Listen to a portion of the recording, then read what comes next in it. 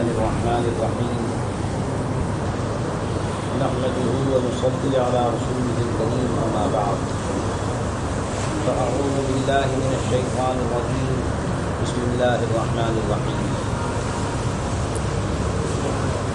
رسول اقدس صلی اللہ تعالی علیہ وسلم کا ارشاد ہے. سیدنا ابو ہریرہ رضی اللہ تعالیٰ عنہ روایت فرماتے ہیں کہ اللہ کے آخری نبی و رسول صلی اللہ علیہ وسلم نے ارشاد فرمایا کہ آخر زمانے میں کچھ ایسے لوگ نکل پڑیں گے جو دین کے ذریعے دنیا کا حصول بڑی چالاکی سے ان کا پیشہ اور شعار بن جائے گا. وہ لوگوں کے سامنے بڑے معصوم اور سیدھے سادے بن کر آئیں گے, بڑی میٹھی شکل سے بھی زیادہ شیریں کلامی کے فن کے ماہر ہوں گے, مگر ان کے سینوں میں جس کو بھیڑوں کی کھال سے سجائے ہوئے ہوں گے وہ انسانیت کا خون چوسنے والے بھیڑیوں کے دل رکھتے ہوں گے. ایسے گھناؤنے فساد سے بھرے ہوئے معاشرے پر غیرت الہی بلکہ غضب الہی پکار اٹھے گا کہ یہ لوگ میرے لطف و کرم سے بے بنیاد بےہودہ توقعات لگائے بیٹھے ہوئے ہیں یا میرے مقابلے پر ڈھیٹ بن گئے ہیں اور میرے غضب کو چیلنج کر رہے ہیں. تو پھر اللہ تبارک و تعالیٰ کی طرف سے نقل فرما رہے ہیں حضرت صلی اللہ علیہ وسلم کہ پھر مجھے بھی اپنی قسم ہے کہ ان پر انہی میں سے ایک عظیم فتنہ ایسا برپا کر دوں گا کہ بڑے سے بڑے حلیم اور سمجھدار لوگ بھی ہوش مند لوگ بھی حیران ہو کر چیخ اٹھیں گے. نبی کریم صلی اللہ علیہ وسلم کی یہ ایک ایسی پیشن گوئی ہے جس سے یہ محسوس ہوتا ہے کہ عالم الغیب و شہادہ مالک الملک نے ہماری اس زمانے کی تصویر پیش کر دی کہ نبی آخر الزمان صلی اللہ علیہ وسلم نے اس کو ہمارے سامنے رکھ دیا اور گویا آپ آنکھوں دیکھا وہ حال جس سے ہم آج دوچار ہیں 1400 سال پہلے بیان فرما رہے ہیں. اس وقت جو صورتحال عرب سے عدم تک ہے اس کو بیان کرنے کی ضرورت نہیں, وہ آپ ہم سے زائد واقف ہیں. حضرت صلی اللہ علیہ وسلم کی رسالت کی تصدیق پر ہم اپنے دل کو شہادت دینے پر بے شک و شبہ مجبور پاتے ہیں. ہر مومن کا کام یہ ہے, مرد ہو یا عورت, کہ وہ ہر وقت دل اور زبان سے کلمہ توحید و رسالت کا اقرار کرتا رہے. لا الہ الا اللہ, لا الہ الا اللہ, لا الہ الا اللہ, یہ افضل الذکر ہے. حدیث شریف میں آتا ہے کہ ہر چیز کو زنگ لگ جاتا ہے, لہذا دلوں کو بھی زنگ لگ جاتا ہے, اور اس کی صفائی کا طریقہ کیا ہے؟ اللہ کا ذکر. اللہ کا ذکر جتنا کیا جائے گا اتنا ہی دلوں کا زنگ دور ہوگا. اور ہم لوگوں کی غفلت کہ ہم لوگ ذکر کا مطلب نہیں سمجھتے, ناواقفیت کی حد ہے. قرآن پاک یہ بھی اعلیٰ درجے کا ذکر ہے اور اللہ تبارک و تعالیٰ سے قریب کرنے کا ذریعہ ہے. اس لیے جہاں تک ہو سکے گھر میں کوئی مرد عورت بڑا چھوٹا بوڑھے بچے ہر وقت طہارت کا اہتمام رکھیں, ناپاک رہنے سے دور رہیں, پاک رہنے کا اہتمام کریں, طہارت کا اہتمام کریں. طہارت نصف ایمان ہے. اکثر لوگ نماز سے یہ کہہ کر عذر کر دیتے ہیں کہ کپڑے پاک نہیں ہیں یا جسم پاک نہیں ہے, تو معلوم ہوا کہ سب سے پہلے آدمی کو نجاست کا عذر لگ جاتا ہے. تو طہارت کا اہتمام جتنا کریں گے اتنا ہی پھر آگے کی توفیق انشاءاللہ ملے گی. حدیث شریف میں آتا ہے 3 سوالات تو مشہور ہیں, لیکن حدیث شریف میں آتا ہے کہ ایک سوال چوتھا بھی ذکر کیا گیا ہے کہ من ربک ما دینک ما رسولک. مختلف الفاظ آگے پیچھے بھی آئے ہیں, بعض مقدم مؤخر بھی ہیں روایات میں. کہ تمہارا دین کیا ہے, تمہارا پروردگار کون ہے, تمہارے رسول کون ہے. یہ قبر میں پہلی منزل ہے, پہلی منزل کے سوالات ہیں. چوتھا سوال یہ ہے کہ تم طہارت کا دنیا میں اہتمام رکھتے تھے یا نہیں. یہ بھی سوال بعض روایات میں ذکر کیا گیا ہے, جس سے معلوم ہوتا ہے کہ طہارت کی بڑی اہمیت ہے. طہارت نہیں ہوگی تو نماز کی کیسے توفیق ہوگی. 5 وقتہ وظیفہ ہے نماز. حضرت آدم علیہ السلام سے لے کر حضور اقدس صلی اللہ تعالیٰ علیہ وسلم تک نہایت اولو العزم انبیاء کا طریقہ نماز ہے.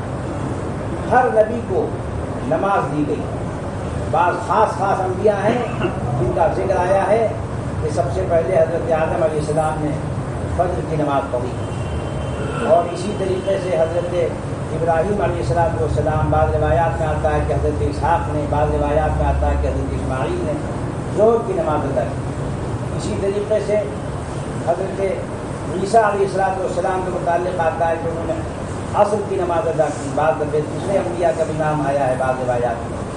مغرب کی حضرت داؤد علیہ السلام نے پہلی مرتبہ ادا کی، اور عشاء کی نماز حضور اقدس صلی اللہ تعالیٰ علیہ وسلم نے سب سے پہلی مرتبہ ادا کی۔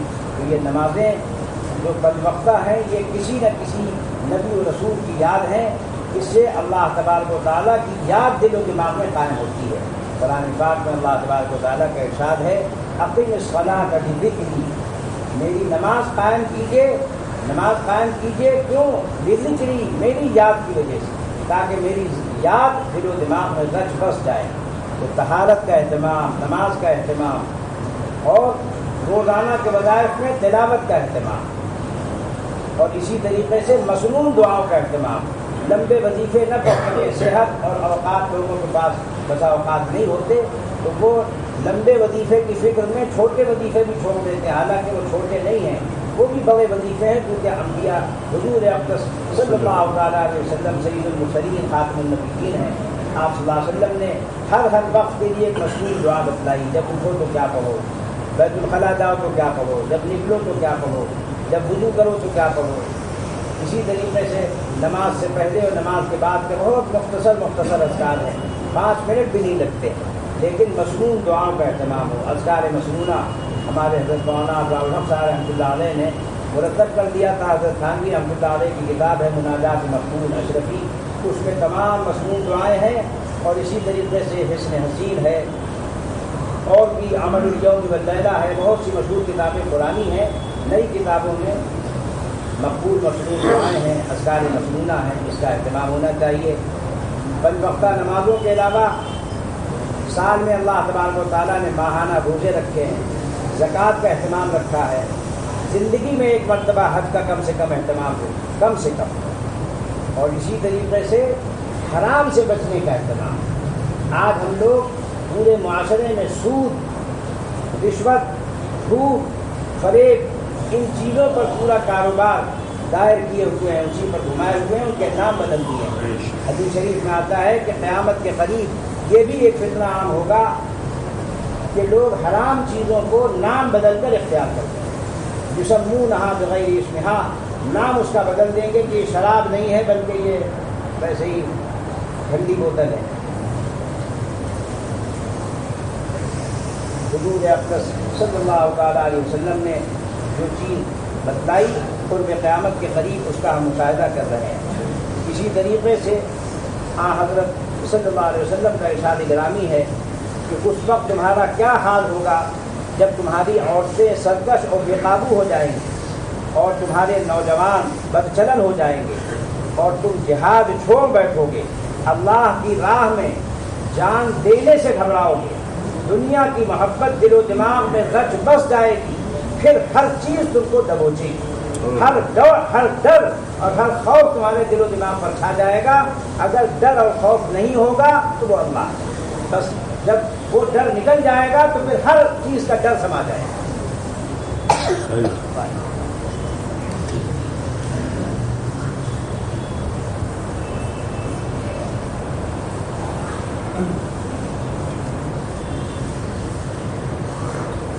اور تم اللہ کی راہ میں جہاد کرنے کو چھوڑ بیٹھو گے۔ لوگوں نے عرض کیا کہ اے اللہ کے رسول صلی اللہ علیہ وسلم، کیا ہمارے معاشرے میں یہ خرابی بھی پیدا ہو جائے گی؟ حضرت صلی اللہ علیہ وسلم نے ارشاد فرمایا کہ ہاں، اللہ کی قسم جس کے قبضے میں میری جان ہے، اس سے بھی زیادہ سخت مرحلہ آئے گا۔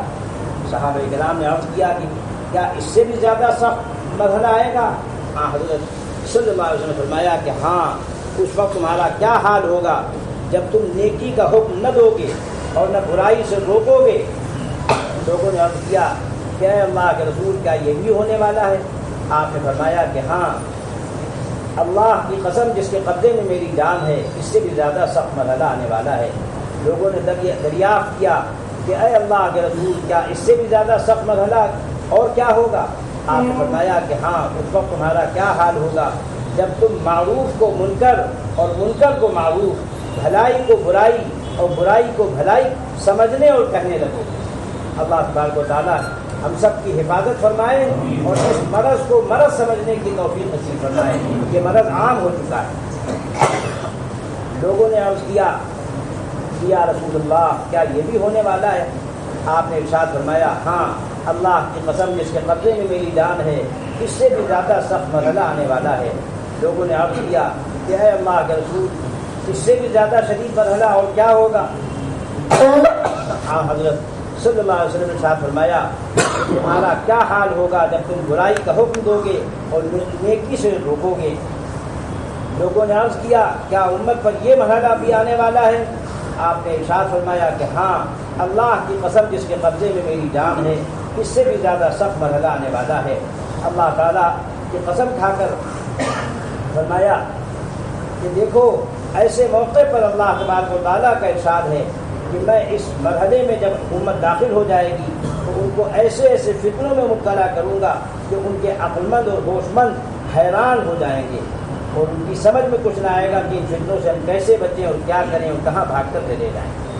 اس کے بعد حضرت سیدنا ابوبکر صدیق رضی اللہ تعالیٰ عنہ فرماتے ہیں کہ رسول اللہ صلی اللہ علیہ وسلم نے ارشاد فرمایا کہ جو لوگ جہاد سے بھاگیں گے تو اللہ تبارک و تعالیٰ ایسے لوگوں پر عذاب مسلط کر دے گا۔ رسول اللہ صلی اللہ علیہ وسلم نے ارشاد فرمایا کہ جب تم کاروبار کو ایسے انداز میں کرنے لگو گے جس میں حرام سے نہیں بچو گے تو پھر اس وقت تمہارے مالی اور جانی قربانی سے تم گریز بھی کرنے لگو گے تو اس وقت تمہارے اوپر ذلت، محکومی، غیروں کا حکم تمہارے اوپر نافذ ہوگا جو تم سے ڈرے گا نہیں جب تک کہ تم اللہ کے دین کی طرف پلٹ کر نہیں آؤ گے۔ رب رحیم و کریم جو ہم سب کا پروردگار ہے اس کی طرف سے حضور اقدس صلی اللہ تعالیٰ علیہ وسلم نے یہ باتیں ارشاد فرمائی ہیں اور آج کھلم کھلا باطل کاروبار طریقوں سے اور سودی معاملات سے لوگوں کو شرم نہیں آتی بلکہ اس کو نہایت اچھے الفاظ کے پردوں میں حرام کو حلال کر ڈالنے کے مغالطے دے کر شریعت سے کھیلتے رہتے ہیں اور سمجھتے ہیں کہ اللہ علیم و خبیر بھی ہمارے ان ناموں سے نعوذ باللہ دھوکے میں پہنچائے گا۔ ایسا نہیں ہے، ہم لوگ اپنے آپ کو دھوکہ دے رہے ہیں، اللہ کو دھوکہ نہیں دیا جا سکتا۔